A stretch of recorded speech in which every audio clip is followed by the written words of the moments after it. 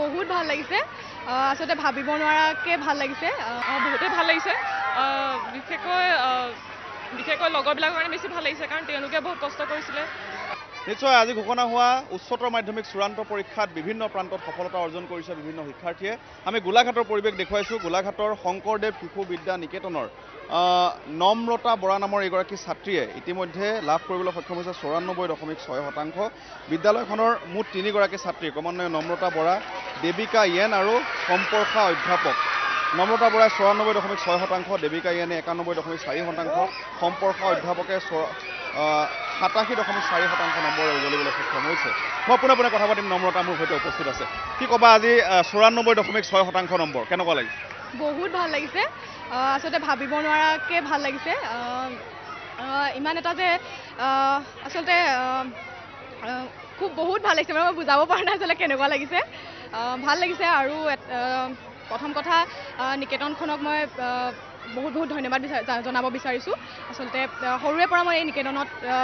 নিকেতনত নহয় আসলতে মই প্ৰথম 10লৈকে সমাৰভূঞা শংকৰদেৱৰ পৰা পঢ়িছিলোঁ আৰু ইয়াত 12লৈকে পঢ়িলোঁ আৰু শংকৰদেৱৰ সেই নীতি নিয়মখিনি আসলতে বহুত বেছি ভাল লগা আৰু আমি এই নিকেতনৰ উচ্চতৰ মাধ্যমিকৰ প্ৰথমটো বেটছ গতিকে আচাৰ্যসকলে বহুত বেছি কষ্ট কৰিলে আমাৰ কাৰণে আৰু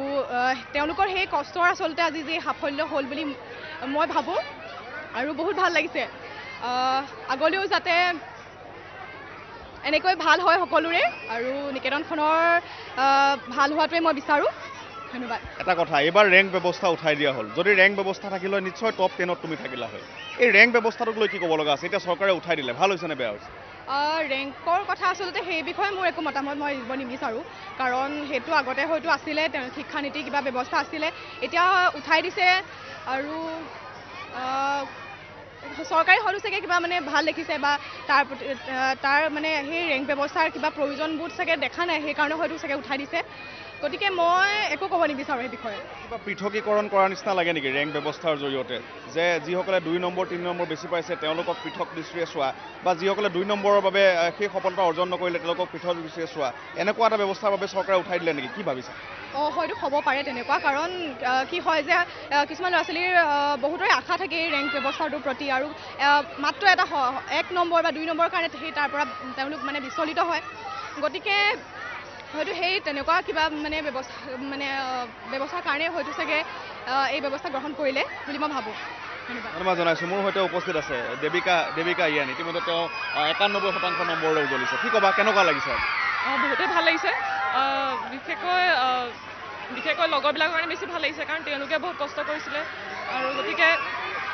সকলোৱে বহুত ভাল লাগিছে আৰু এই ক্ষেত্ৰত আমাতকৈ বেছি চাগে আচাৰ্য আমাৰ মা দেউতা মই যদি জেঠাইৰ ঘৰত থাকোঁ তো জেঠাই বহুত কষ্ট কৰিছে এই ক্ষেত্ৰত তো